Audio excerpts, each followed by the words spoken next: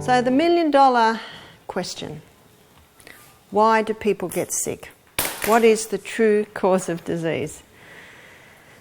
Well, Louis Pasteur made the germ theory famous, and he made the germ theory famous probably in about the 1850s, somewhere like that.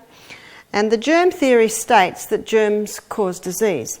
Now, if the germ theory is correct, surely all we have to do is find something that will kill the germ. Have we got enough things to kill germs, ladies and gentlemen? There, have you seen? It's a multi-million dollar industry. It's the pharmaceutical industry, isn't it? In fact, there are two multi-million dollar industries. Actually, there's three now. Number one is the junk food industry.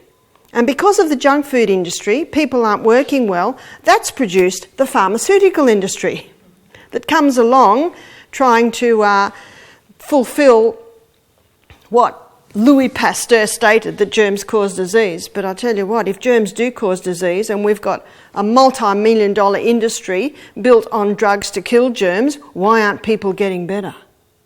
In fact, are people getting sicker? They are. Well, there's another multi-million dollar industry born out of the frustrations from people who aren't getting better from the drugs, and that is the vitamin industry. Am I right? Is it working? I would like to suggest to you that it is not working. And there's a very famous nurse called Florence Nightingale. She knew the true cause of disease, and I'll show you why in a minute. And when she read of Louis Pasteur's theory, who was a contemporary at her time, she said, this is the theory of a man of a very unstable mind. And she said, and anyone who believes it is equally unstable. Whew. Well, what did Florence Nightingale believe? Well, Florence Nightingale was born to very wealthy parents. She was educated, which was very unusual for a woman of her day. And she wanted to help people. And so at the ripe old age of about 28, she was that age before her father let her start to work in institutions for wealthy young women who were fainting because their corsets were too tight, or etc., etc. She said in her book the only time she was happy when she had parcels of food and she was going to the little villages to help the poor. Her sister Parthe loved the wealthy life, loved the parties, sewing a fine seam and painting watercolours, but Florence Nightingale said it drew no satisfaction to her. So by the time she was about 33, she'd gained a little bit of experience, well actually quite a bit of experience in the line of nursing. She was very interested in how the institutions ran, and so she put in a lot of procedures, so that was basically her role. Well, it was about 1856 and the Crimean War was happening, and the message got back to the British government that the French soldiers were being better looked after than the British soldiers. It's usually political, isn't it? And so the British government asked Florence to take 35 nurses to Sukhati, which was the port where the wounded from the Crimean War were being taken. When she got there, the conditions were appalling. The hospital was ex-army Turkish barracks. The plumbing didn't work. There was raw sewage in the corridors. The conditions were appalling, and the death rate in that hospital was 50%. You had a better chance on the battlefront than you had in that hospital. But when she came in, the doctor said, we don't need you, and you're not coming in here. They sent her to the kitchen. She went to the kitchen. It was filthy. There were huge big pots of water with a bit of rotten meat in it. There was the food. Because the plumbing wasn't working, 30 men were going to one chamber pot. The stench was horrific. She found one man who'd been there 2 weeks and hadn't been attended. They were just overflowing with wounded. So Florence Nightingale did what she could, scrub the kitchen, got the kitchen working. Meanwhile, she telegrammed her father. She said, I want a shipload of clean linen, clean bedclothes, clean mattresses, clean bandages, and a cook. As you will see as we go through the lecture this morning, body cannot heal without nourishment. It's like asking a builder to build a house but not providing the building material. 2.5 weeks later, another shipload of wounded came in. The hospital was already at its limits, so the doctor said to Florence and her nurses, all right, you can come in. They hated her. Do you know she made them wash their hands between operations? The first thing Florence did was she got her nurses to start scrubbing and cleaning, opening the windows. She got men to assess the plumbing to see, if you don't turn the tap off, you're still going to be mopping up, aren't you? Within, I think it was about October she arrived, November 1856. By 1857, I think it was about April, the death rate had gone down to 10%.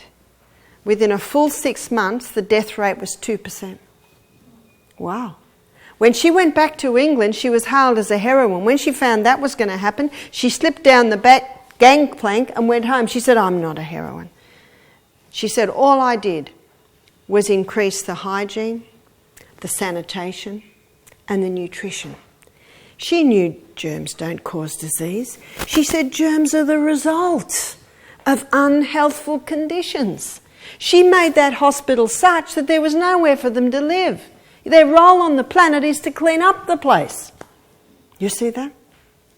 In fact, on his deathbed, Louis Pasteur refuted his theory. This is what he said. I have about 4 books where his deathbed confession is quoted.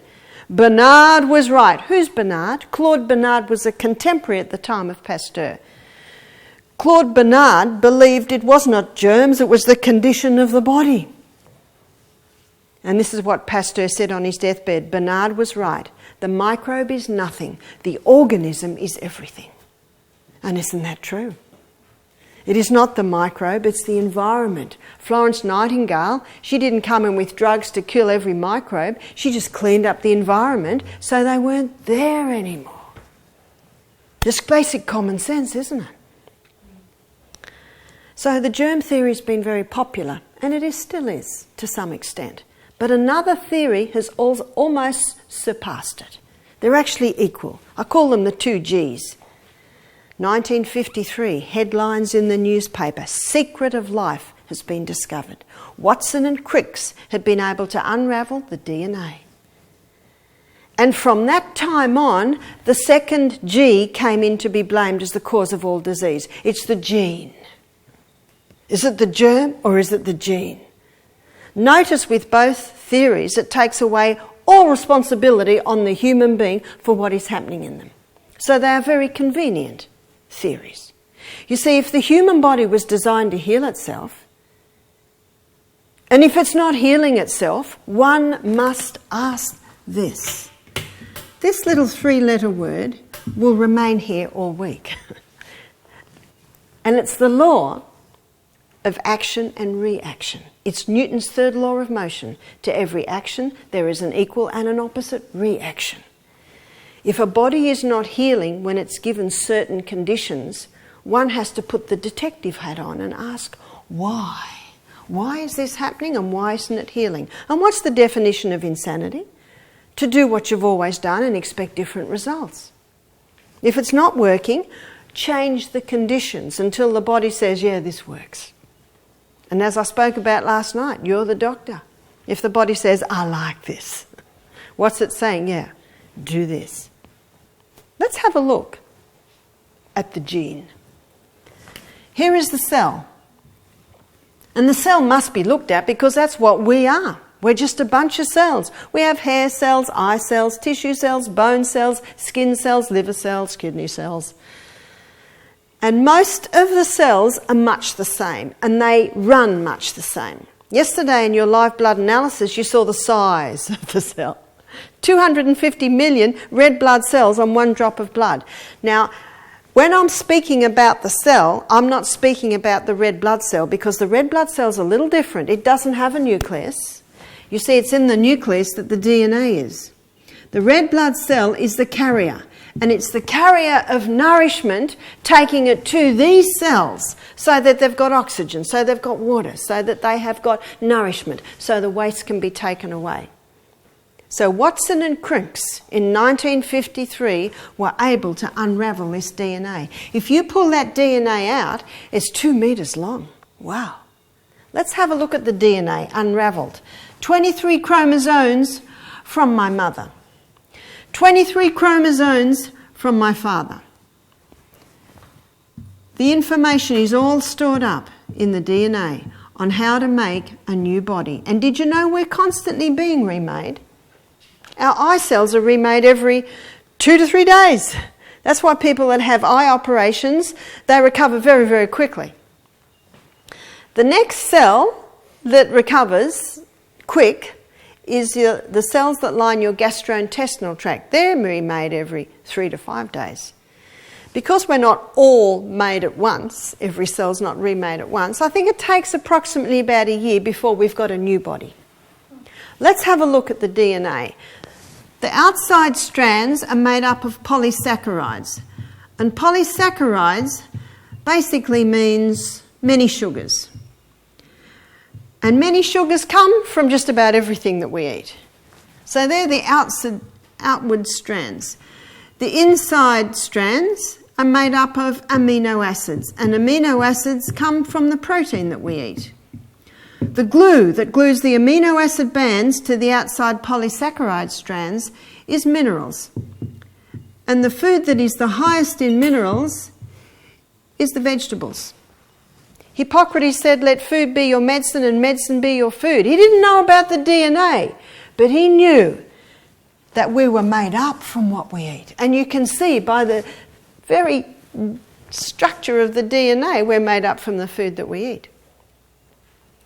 We're constantly being remade. How are we remade? Well, DNA has all the information on how to remake us. Every cell in the body has all that information, and if you were to put all that information into alphabetical language, it would fill 1,000 books with 1,000 pages and 3,000 letters on each page. That's quite phenomenal, isn't it? All the information, let's say this is a gastrointestinal tract cell, GIT cell, GIT, gastrointestinal tract cell. All the information on how to make a new gastrointestinal tract cell is in every single DNA of every single cell of the body. So all that information is there. But that gastrointestinal tract cell, it doesn't want to make a new liver cell or a new pancreatic cell. So for reasons that medicine doesn't quite understand, the information is highlighted not on how to make a new liver cell, but how to make a new gastrointestinal tract cell. So almost the liver cell information, that's veiled over. So let's look at how a new gastrointestinal tract cell is made. So all the information is in the DNA. It makes a photocopy of it, and it's called RNA. An RNA, with its photocopy of all the information on how to make a new gastrointestinal tract, comes down to the little factory where it's made, called ribosome. Ribosome is the little factory where the new cell is made. And the structure begins, brick upon brick. What are the bricks? Amino acids. What's the glue? Minerals. Brick upon brick, all the information's there, and out pops a new gastrointestinal tract cell. What about someone with irritable bowel syndrome? Irritable bowel syndrome is irritation of the lining of the colon, small intestines. If someone has irritable bowel syndrome, why aren't they well in a year? Is that a reasonable question? If the body's constantly being remade, why aren't they well in a year? It's a reasonable question, isn't it? Let's have a look at what happens. Information from how to make a new gastrointestinal tract cell is taken down by RNA to ribosome. This person has irritable bowel syndrome, IBS. The information comes through and the new cell is made. Brick upon brick. Oh no, there's a flaw in the pattern. Mutation in the DNA, it's called. Brick upon, oh no, there's another flaw in the information. Something is wrong with the pattern. It's not being made right. Brick upon, oh no, the person is short in a basic amino acid. Maybe it's methionine. That's not made properly. Oh no, they're short in a mineral. Maybe it's magnesium. So that's not made right. And a new irritable bowel syndrome cell is made. There are a lot of health professionals today who are looking at healing from a DNA level. Because if you don't get the pattern right, if you don't get the recipe right, it cannot be made. You see that? Cancer is mutations of the DNA. So the first thing we've got to do, obviously, is stop what is causing the damage or the mutations in the DNA and heal that DNA, or the body will not heal. So let's have a look now at what causes damage in DNA. Because as I said previously, if you don't turn the tap off, you're still going to be mopping up in the other corner. Let's have a look at what causes damage in these messages. Number one is chemicals.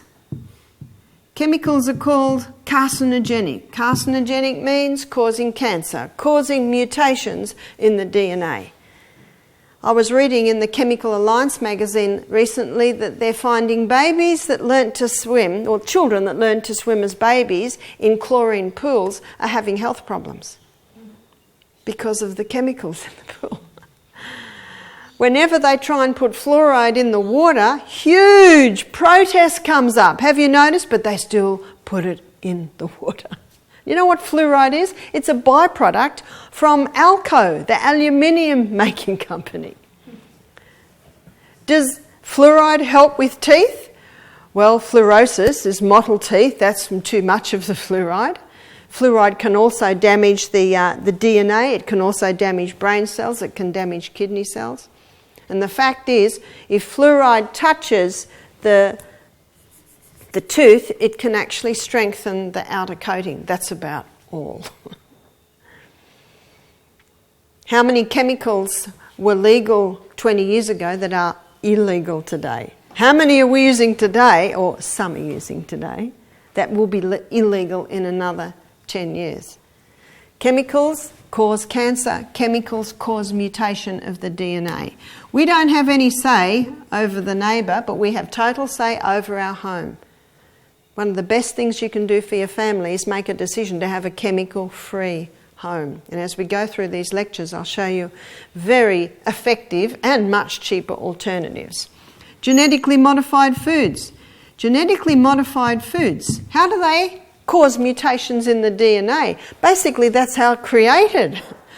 Two DNA from two different species are spliced together.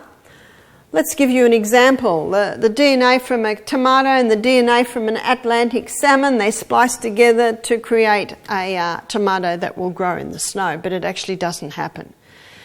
There's this huge grey area of all these other things that happen that they actually don't understand. And when a human being eats genetically modified food, and that food's broken down to these simple structures, especially amino acids, the body says, "Who are you? I don't recognise you." And if there's no other amino acids, they have to use them for the building of the DNA, and that causes flaws, causes mutations in the DNA.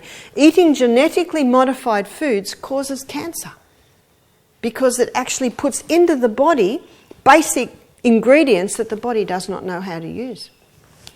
Number 3, excess in electromagnetic fields. You've probably heard about cows grazing under those huge big electrical towers, and they have stillborns, they have, their offspring are born with problems. We all have electromagnetic fields in our body. We're electrical people. There's a spark of electricity in every cell in our body. It's the excess that causes the problem. Some of the biggest dangers that are happening with people today is exposing their eyes, because your eyes are an extension of your brain, to the electromagnetic field excess, especially late at night. This is game stations, your computer, TV. Now, we have computers and we have mobile phones, and they're very, very handy, but it's the excess that the problem is. I mean, teenage suicide is just, it's so big now, it doesn't even reach the newspaper. I think it's got a lot to do with kids aren't sleeping when their brains recharge and they're having this exposure, this electromagnetic field excess. If you have a television in your room, make sure it's turned off at the point. Don't charge your iPhones, your Bluetooths in your bedroom. We spend a third of our life in that room. So be very cautious as to what's in that room when you're sleeping. Charge them in the bathroom, charge them in another room. If you have a television, turn it off. If you have an electric clock, say you're sleeping here and it's right there on the table, put it over to the other side of the table. You know, you'll reduce the electromagnetic field excess by about 3/4 just by moving it another foot away.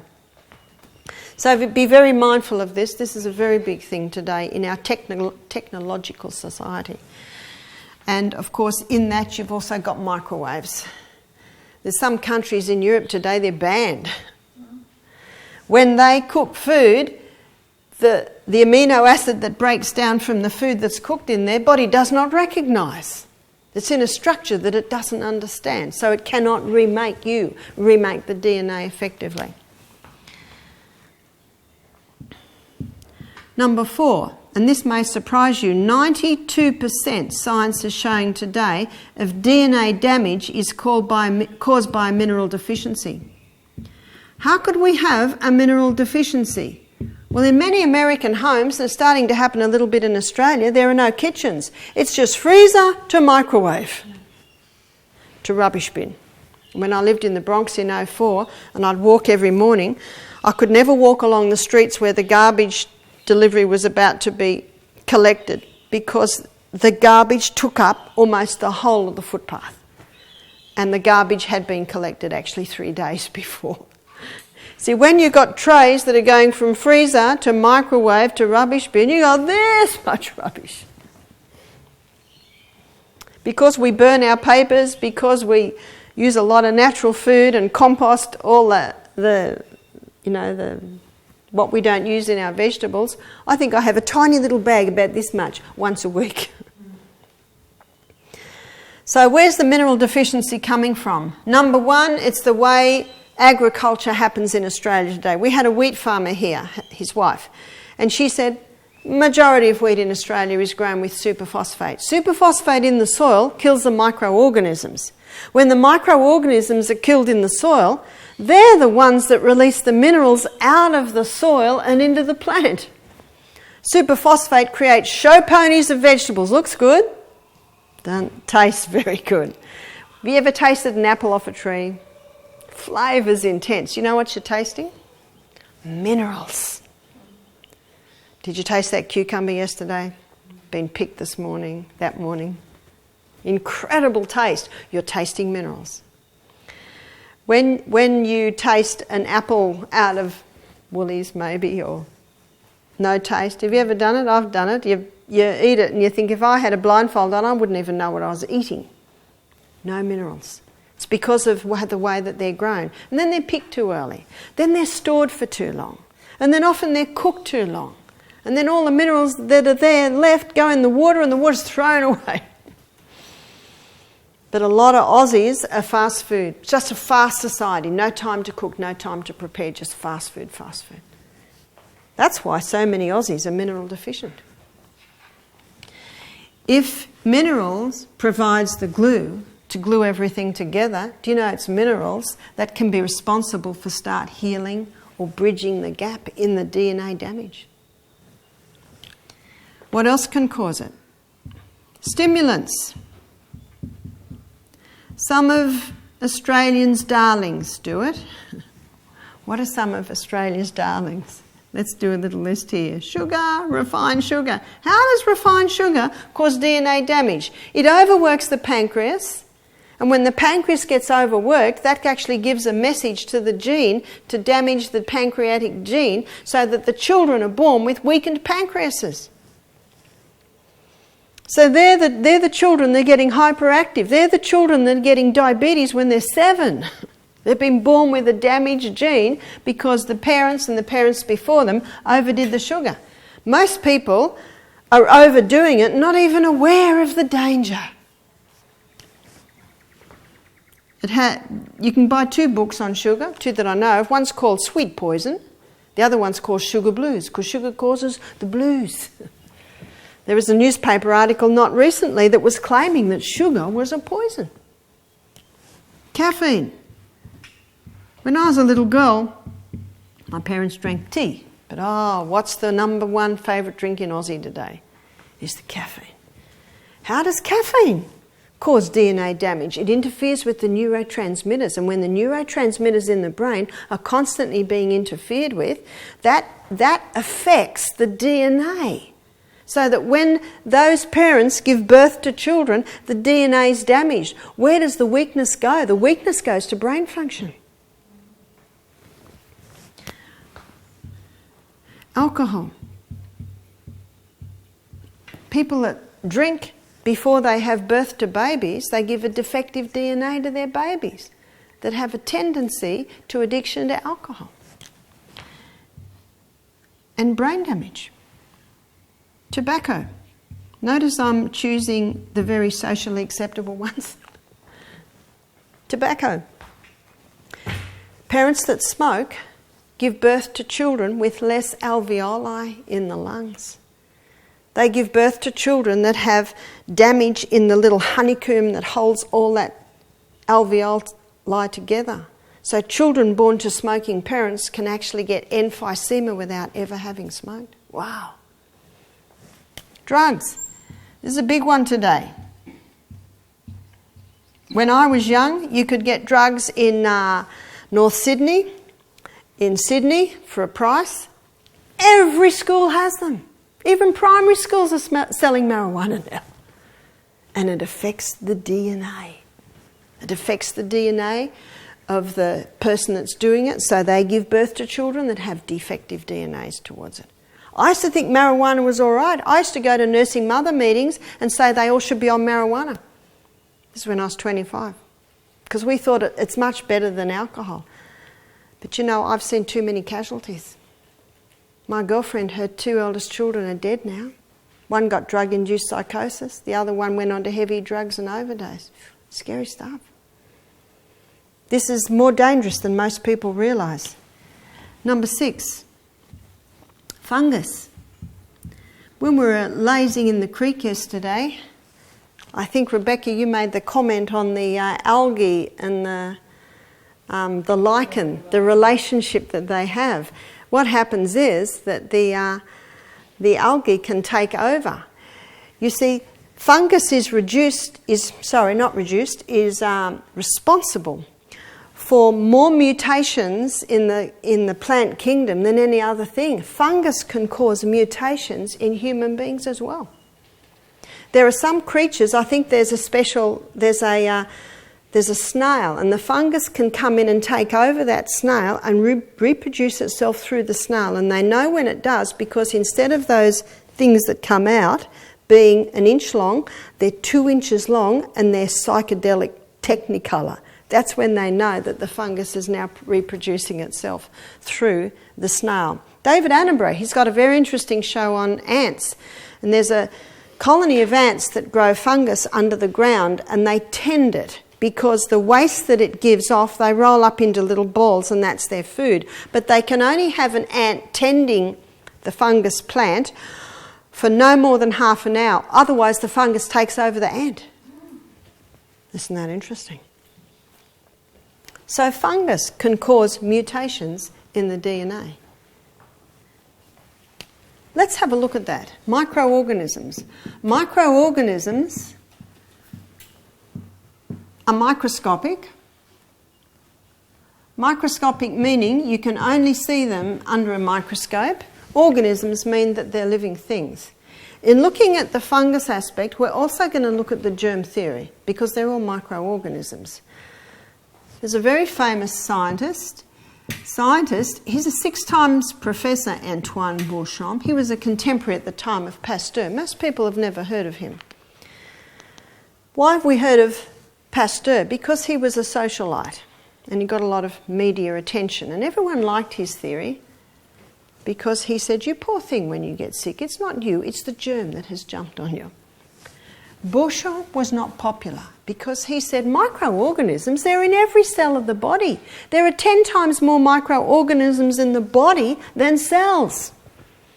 And when the body's running well, they contribute to the proper running of the cell. But whenever cell damage happens, these microorganisms have the ability to change roles. They are able to turn into something that we call the cleanup team. A microbiologist said to me, "Oh, we call them the garbage collectors." What's their name? Their name is bacteria. That's their role on the planet. That's what they do. And the more cell damage, the more waste, the more bacteria. With the floods that happened in Queensland last year, what was the biggest concern? I said on the television, if you've got a cut or a graze, don't go in the water, because what was the water alive with? Lots of this. Why? Because there was so much cell damage. There was plant death, there was animal, bird death, and they were all floating in the water. So there's a lot of bacteria. As the environment changes, the bacteria now evolves into yeast fungus. We call this the exterminators. That's their role.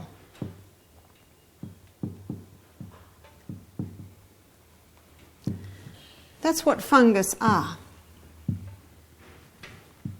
As the environment changes, the yeast and fungus, they now evolve into the undertakers. And what do undertakers do? They take away the dead things. What's their name? Mould. That's what mould's role is on the planet. And not long after the mould stage, the matter is now brought back to dust. What I have drawn for you here is the cycle of life. It's the carbon cycle. There's a basic law of science that states nothing's created and nothing's destroyed. It just changes form. These are the performers in the cycle of life. These are the players in the cycle of life. That's their role. Florence Nightingale understood this very clearly.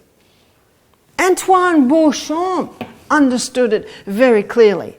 And both of them, amongst with also Claude Bernard, when they heard of Pasteur's theory, they just thought, this guy's crazy. This theory defies common sense.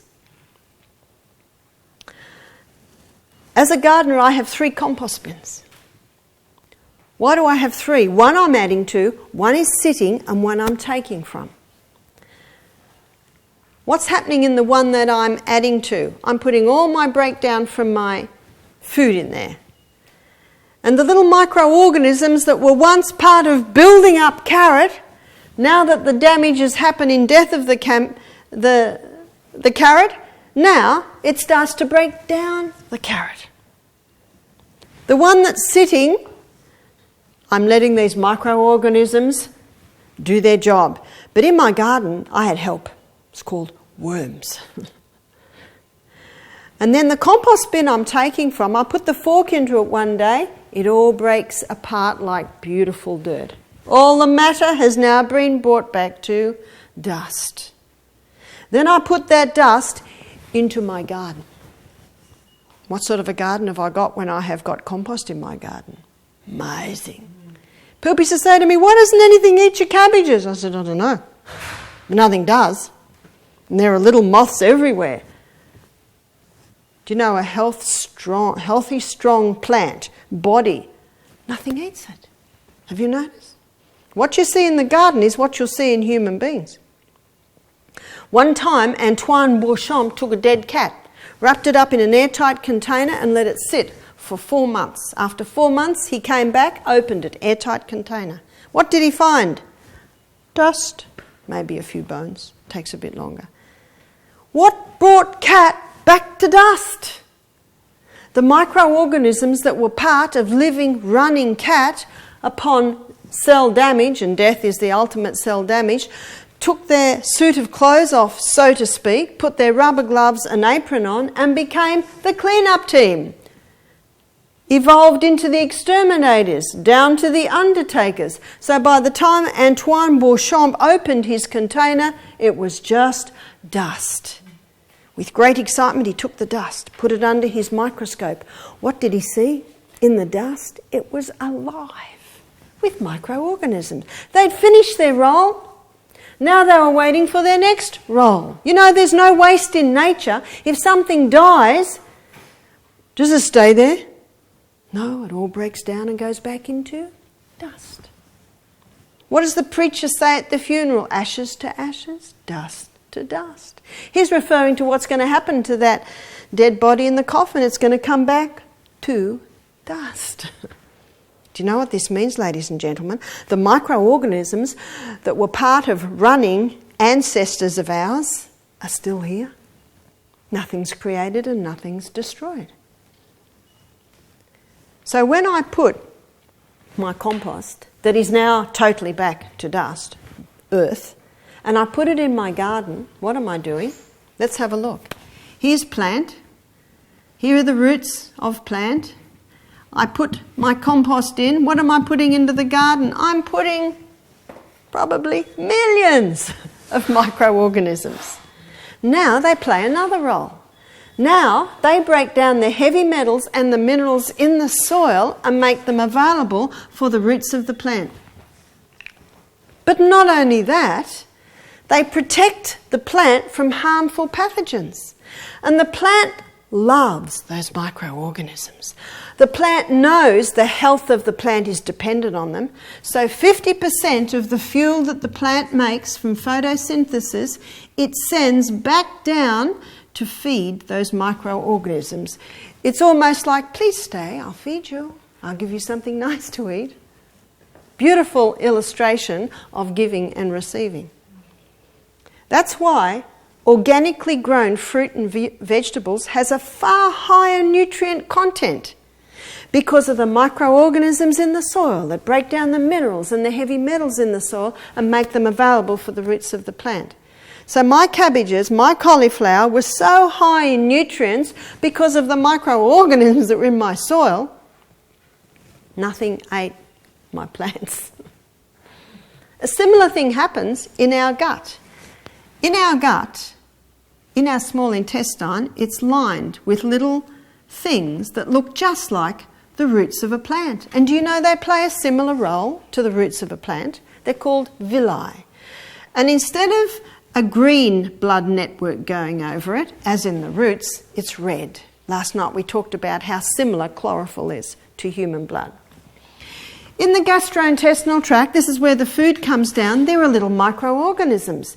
Did you know that the microorganisms in our gut, they're the largest amount of microorganisms in the whole of the body? Here they are. Their name is, the most common are Lactobacillus acidophilus and Bifidobacterium. I was giving a lecture in Fiji and they started laughing. They said, "Can you speak English?" Lactobacillus acidophilus and Bifidobacterium. They're the two main ones. They're the two permanent ones that live in the gastrointestinal tract. Do you know they play a similar role as do the ones in the soil? They break down some of the nutrients in the foods and make them available for your roots, your villi. Enzymes in the mouth break down starch. Enzymes in the stomach break down proteins. Enzymes in the small intestine break down the final breakdown of starch, protein and fat. So what do the Lactobacillus acidophilus Bifidobacterium do? They release something out of the food that those other enzymes don't. They release the B vitamins. Wow. That's why in your cultured foods, like your sourdough bread, like your yogurt, like your sauerkraut, they're high in B vitamins because that's what these healthy bacteria do. How important are B vitamins? Well, we have to magnify inside the cell again. Inside the cell, did you know there's a whole city inside that cell? Inside the cell, there are little furnaces, maybe 2 or 3, where the glucose and the oxygen are burnt as fuel. Let's magnify into that little furnace, into the little energy cycle. It's called the Krebs cycle. So the glucose goes in, and there are 1, 2, 3, 4, 5, 6, 7, 8, approximately 9 little chemical reactions before the energy comes out. We've got 100 trillion cells in the body. So that's the magnification we're looking at. Every single one of those chemical reactions requires a B vitamin. Okay, let's put all this into perspective. Let's say someone's low in Lactobacillus acidophilus bifidobacterium. They won't be getting their B vitamins. And if they're not getting their B vitamins, the energy cycle in their cell isn't going to be running efficiently. And what are their energy levels going to be like? It's the most common complaint that I get from people. I've just got no energy. Why? Ladies and gentlemen, we should leap out of bed in the morning, whether we're 9 or 90. If you don't, put the detective hat on. Why not? Is it because you're low in B vitamins? Why are you low in B vitamins? Oh, is it because you're low in Lactobacillus acidophilus bifidobacterium? Why are you low in B vitamins? I mean, Lactobacillus acidophilus. Well, let me tell you some of the things that wipe them out. Refined sugar does a great job. Caffeine, alcohol, tobacco, they all do a very great job. But there's one drug that's the best at wiping these guys out, and it's antibiotics. One lady said to me, oh, well, I get a tick for all that. Rudyard Kipling wrote a whole poem on it. I won't give you the whole poem, but I'll give you the first stanza. I have 6 trusty serving men. They taught me all I know. Their names are what, why, when, where, how and who. Take your 6 trusty serving men with you everywhere you go. And if the specialist gets impatient at your questions, arise, politely excuse yourself, leave, and don't pay the bill. Because you're employing him. Would you pay the plumber if he didn't plumb his plumbing properly? We, the consumer, have a lot of power, more power than we think. Are you starting to see, ladies and gentlemen, that rather than being the enemy, these guys are responsible for the life cycle on planet Earth? They are not the enemy. And if this guy's out of control, the detective hat has to be put on. Why are they out of control? No wonder Florence Nightingale said that Louis Pasteur's theory was the theory of a man of a very unstable mind. She had a remarkable effect in that hospital about 80 years before antibiotics were discovered. Let's pursue antibiotics and look at their role. Let's look at what they are and the effect that they have. And we must look at them because 1% of doctors today are saying that they caused more problems than they ever cured. They're one of the enemy. That's one of the chemical warfare that comes to kill off these nasty guys that are blamed for the cause of disease. Yeah? Let's have a look at an antibiotic. Anti, what does that mean? Against. Biotic, what does biotic mean? Life. Ladies and gentlemen, if we're living organisms, we have to get away from this kill mentality because anything that has the ability to kill a small organism has the potential to kill a large organism. And what are we? The large. Where did antibiotics come from? Who discovered them? Alexander Fleming, 1929. Notice this is about 80 years after Florence and Antoine Beauchamp and Claude Bernard. Do you know truth doesn't change? Truth just gets added onto. Truth never contradicts itself. So what truth does with Florence Nightingale is it builds on it. It explains why she got the results she did. It doesn't go against it, does it? You can't deny what she did. Alexander Fleming, 1929. He's growing bacteria in flasks in his laboratory. He comes in one morning and they're all dead. And he knew Newton's third law of motion. To every action there is an equal and an opposite reaction. Why did my bacteria die? He looked around, he looked on the top story, or the story above his room, and there was an open window. And in the open window there's a plate of fruit. And in the plate of fruit there was a mouldy orange. Do you remember this from school days? What does an orange do with mould on it? The mould gives off a spore. What's the spore? The spore is in the dust, but there's something else in that dust. There's a highly toxic gas. a poisonous gas designed to kill off anything that would compete with the mole's food source. It's as if the mole says, this is my orange and no one else is going to get it. What else would try and get the orange? Other yeast, funguses, bacteria. And that dust settled on Alexander's bacteria and killed it. Alexander Fleming called the mould penicillium. Alexander Fleming called the mould waste. Remember, the mould waste is more toxic than the mould. And he called the mould waste penicillic acid. That penicillic acid is the penicillin that we know today. Penicillin has saved the lives of thousands, granted. But we've got a problem today. It's the overuse of the antibiotic and the inability of the physician to ask, why are these guys so out of control? It was antibiotics that set me on the path of natural remedies. My first daughter Emma was 16 months old. She got an earache. Even though I was a back-to-nature hippie lifestyler, I didn't know what to do when the child got sick. And my nurse's training said, I've got to kill whatever's causing this. And everyone said to me, don't play with the ears, she'll go deaf. Do you know medicine is based on fear? Why did I run to because they said she'd go deaf? See that fear thing? 6 weeks later and 4 courses of antibiotics later, Emma's earache came back. But I didn't know what else to do. And the fear of she'll go deaf. As the doctor's writing the 5th course of antibiotics, I don't want this. I'm a back-to-nature hippie lifestyler. I don't want my baby to have drugs. But see the fear that was driving me? She might go deaf.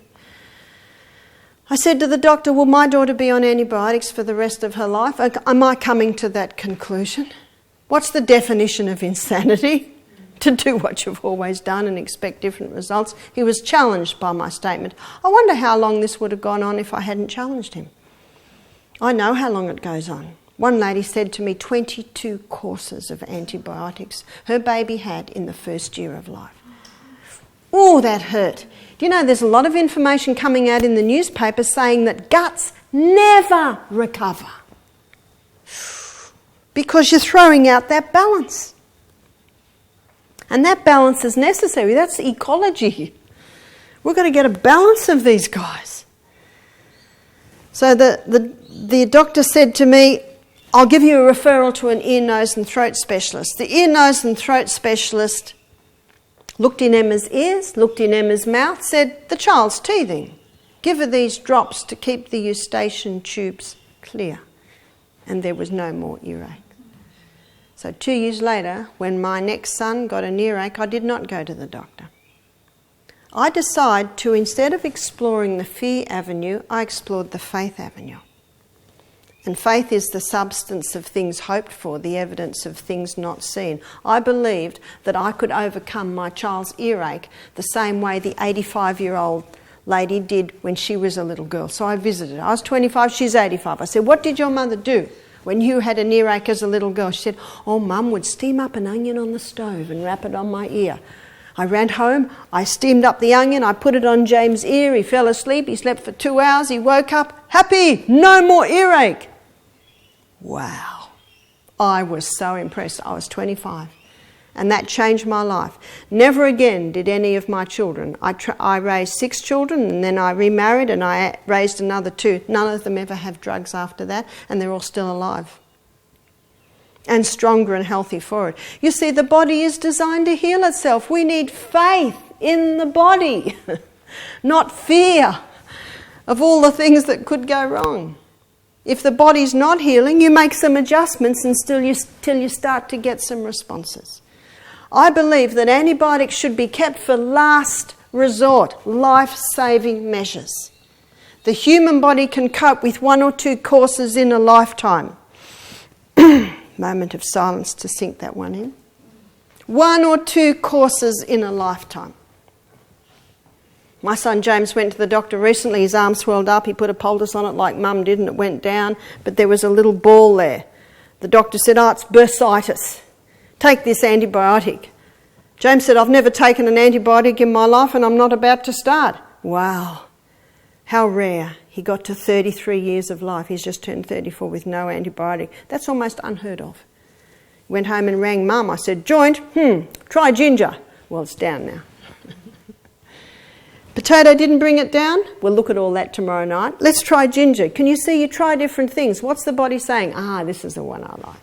And the great thing is there's a whole lot of little things you can do. And if this isn't working, we change it. I raised 8 children. What you did to one, you couldn't do to another. You know, and how you treated one, you couldn't. It's all different. That's why you're the doctor. There's no one like you on planet Earth. No one else like you. Never think you're not special. Because there's no one like you. What is mould waste? Medicine calls it a mycotoxin. If you want to look up mould in a medical dictionary, look up myco. Not myo. Myo is muscle. Myco.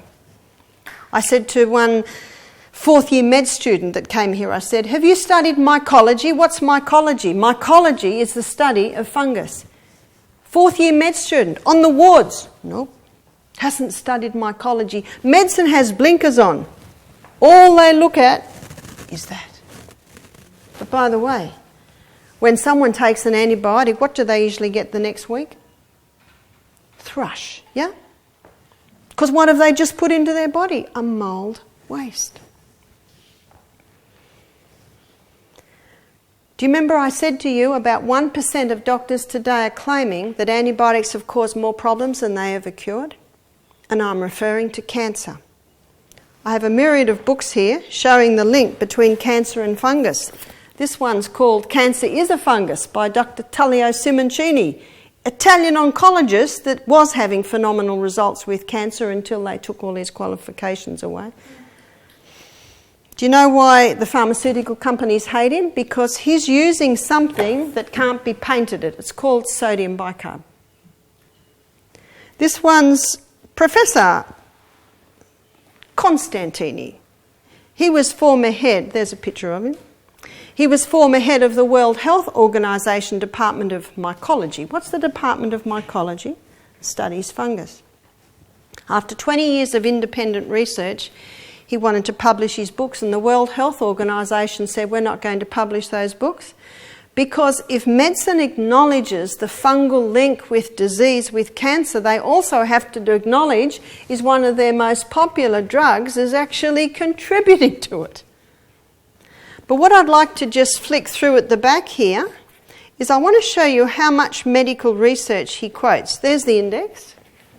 There are 16 quoted researchers on that page. Wow, he knows his stuff.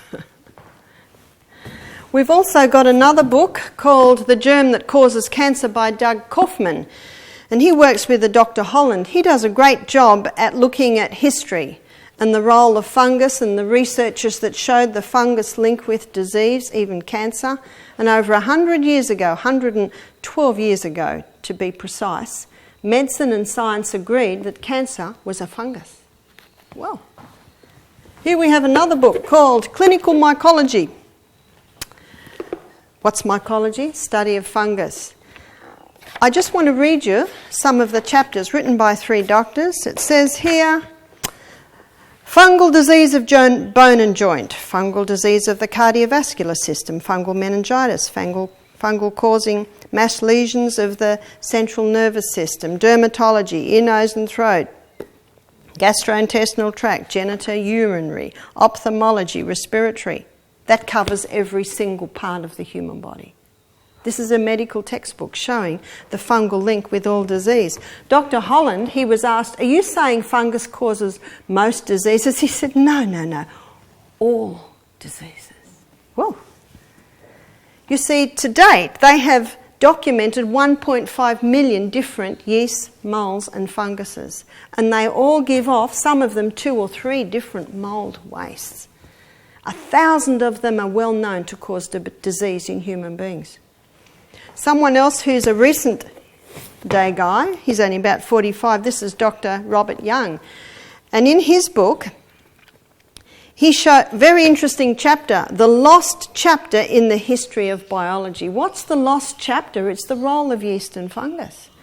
And he quotes some scientific greats who proved this to be true. One was Virginia Livingston Wheeler, Claude Bernard that Pasteur quoted, Gaston Naessens. He also gives information on Antoine Beauchamp, which is very difficult to get any information on him. Interesting books. You're looking at about $2,000 worth of books there. A lot of them out of print, a lot of them hard to get, but there is one you can get in Australia, and it's called the China Study. You may have heard it, called the most comprehensive study on nutrition ever conducted. We'll be showing you a DVD later in the week that interviews Colin Campbell. And I encourage everyone to read the first chapter while you're here. It's a summary of the whole book. But he grew up on a dairy farm, ate a lot of meat, became a doctor, went into research, became a doctor vet, went into research, and he was asked to go to the Philippines where children were dying of liver cancer between 8 and 10 years of age. He had a look and he found the one common denominator was peanut butter. Peanut grows a mould called aspergillus that gives off a mould waste called aflatoxin. And aflatoxin is probably the most carcinogenic substance ever to be tested. This explains why peanuts are banned in Australian schools, aren't they? It's because of the aflatoxin. It's not the peanut, it's the mould waste. You see, 78% of Aussies live in the city, so their food is grown in the country, and it is in storage that the problem arises. You get a cold, frosty morning and a hot, sunny day. What's building up in those silos is moisture, which is actually fruitful ground for these guys to develop. So he found in the Philippines it was the peanut butter. Every jar of peanut butter he tested had aflatoxin. He presumed that the poorer children would be dying and the wealthy children would be living, but the opposite was true. The wealthy children were dying and the poorer children were living, and the only difference was what they were eating. The poorer children were eating the native diet, which was lots of greens, seaweeds, lots of vegetables, a little bit of fish, soy. The wealthy children were eating what Time magazine, they called it the meat-sweet diet. Lots of meat, lots of dairy, lots of sugar, lots of refined. And those children were dying. This confronted Colin Campbell because in med school he was taught, you want protein, you eat meat. You want calcium, you drink milk. And that's what these children were drinking a lot of, but they were dying. He was so confronted by this, he was challenged. And the Philippine doctor working with him started laughing. He said, "Oh no, it's against everything we're taught." About that time, he was reading an American medical journal. And his attention was taken to a study done on liver cancer, which is what he was looking at in the Philippines. An Indian doctor had done a research on 20 rats. Why do they do research on rats? Because their gastrointestinal tract's very similar to humans. And this may horrify you, but rat milk's the closest milk to human milk. But then we're not going to milk rats. Goats will do. But that's why they do research on rats, because they're very similar to humans and they only live 2 years. So they can see what would happen to a rat in 2 years would happen to a human in 70. So what this Indian doctor did, he injected every single one of these 20 rats with aflatoxin because it causes liver cancer. 10 of the rats, he gave a 20% animal protein diet. That's like meat and dairy every meal. The other 10 rats, he gave a 5% animal protein diet. That would be like meat a couple of times a week, dairy a couple of times. After 2 years, every rat on the 20% animal protein diet was dead or dying from liver cancer. After 2 years, the rats on the 5% animal protein diet had no cancer at all, had nice healthy coats. Now this confirmed what Colin Campbell was finding in the Philippines, but it's actually not what he wanted to hear, so he closed the book. Years later, he did his own research. Never in research do you get 100% versus 0%. Every rat on the 20% animal protein diet. He did hundreds, died of liver cancer. Every rat on the 5% animal protein diet, no cancer. He did another section, 20% vegetable protein, no cancer. So he kept refining it down, down, down. There was something in meat and dairy products that accelerates cancer growth. But again, not in a small amount, only in a large amount. And he showed without doubt that it was this mould waste that was causing the cancers, but he was also looking at what fed it or what stopped it. He said we could switch cancer on and off like a switch.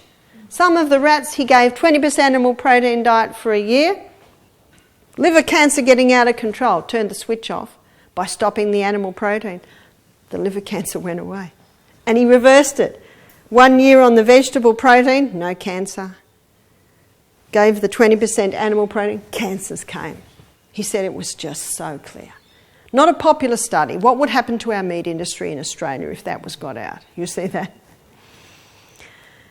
So what Louis Pasteur said on his deathbed was absolutely right. It is not the microbe. They're everywhere. They're in the air we breathe. There are more in our body than you would ever believe. There's more in our mouth than people on planet Earth. And they're an important part of the life cycle on planet Earth. The only time the problem arises when ecology is thrown out. The good guys are killed off and then the bad guys get out of control. That's why your oil pulling is such an effective and yet simple pull in bringing back the balance. The simple oil pulling in the morning. So let's round this up. Let's have a look at the two theories. I hope I've totally destroyed them both for you because they are both fear theories. How many people believe that they're sick because of their genes? But what is true is that genetics loads the gun, but it's lifestyle that pulls the trigger. Important point. We all have loaded guns in some area or another, but loaded guns are useless unless you pull the trigger. Many people today are sick because of the environment that they're living in. We'll be showing you a DVD on Wednesday night called Is Your House Killing You? We spend a third of our life in bed. How many people are breathing in mould from an old pillow, from an old quilt, from an old mattress? I stayed at a lady's place in Queensland and I was doing meetings in that area and I was staying in a little granny flat. I was very pleased with it. It was all sunny and airy and I was glad there was no carpet. Can you imagine what lives in most carpets? I love mats. You can take that mat out, you can put it in the sun, you can whack it, you can clean underneath. I went to bed that night and I laid down, beautiful sheets. I love cotton sateen sheets. It was all lovely. And I couldn't breathe. And I was tired, so I thought, this is silly. Turned around, it was very stuffy. So I finally got up, took the pillowcase off, and the pillows were dark yellow. And I put my nose up near the pillow. Whoa, they were feather. You know what feathers do? When you sweat in the night, the moisture goes into the feathers. And then the feathers all stick together, and I'm talking about sometimes over months. And all that sticking together, what do you think these little guys start doing? Wonderful ground for them to live in and start manifesting themselves. And the fumes they give off are toxic. Remember, the fumes they give off, the mould waste is more toxic than the mould. How many people are breathing that every night? Your pillows should be aired often. I notice when you buy pillows today, do you notice there's a date on them? They stamp a date. In other words, you really should throw them. So be careful of your pillows. Be careful of your quilts. I love feather quilts. How many people wash their feather quilts? Twice a year. Tell you what, they'll be twice as warm. So just remember, when you sleep every night, you give off a lot of moisture. And what does fungus love to live in? It loves the moisture, it loves the dirt, it loves the dark. That's why when we came here, we chopped down all those trees to get the sun and the air in here. I'm a greenie, I love trees, but have them over there a little bit. Don't let them interfere with the fresh air and the sun getting into your house. That's why that is quite a big one, and I spend a bit of time on that. And your eyes will be open when you watch Is Your House Killing You? It was an SBS show on television probably about 18 months ago. There are 7 in the series. And the team come into a house, and because the children are always sick, children are down there, you know, they get it a little bit more when they're down there. The team come in, test the air, and they do the classic statement, you've got to get out of this house. Your house is killing you. So they pack their bags, they've got to leave that day. Then they start pulling boards off, and there's dripping taps and black mould underneath. You should see how they're dressed. They're dressed like they're from outer space. They've got big breathing apparatus, totally covered, because that mould, you can breathe it in. It can get through the pores of your skin. Never touch anything mouldy. Get tongs. Go like this, because you can breathe it in as well. Discard it and get it out immediately.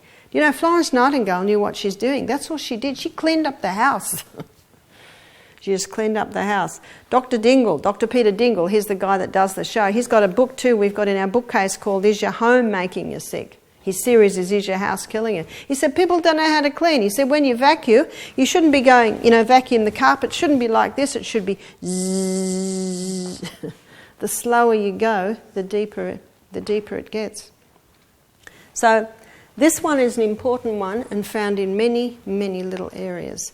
And the ramifications of the effect of this fungus are so far-reaching as these books that I've alluded to tell you.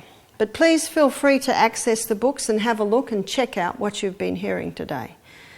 We don't need to worry about genes. They load the gun, but it's lifestyle that pulls the trigger. We don't need to worry about the germ, because in the right environment, they're not a problem. When you take away the fear of disease, you can start to step into the faith area of disease. The human body will heal itself if you give it the right conditions. This week, we're going to explore those conditions. And in the next lecture, we're going to have a look at your body's garbage disposal units on how to get rid of the waste. One of your best decisions of your life was to come here, because we're going to do to your bodies what Florence Nightingale did to the hospital in Sukati, cleanse. Clean up the house so there's no way for these guys to live. So please have a break and we'll come back in 5 minutes.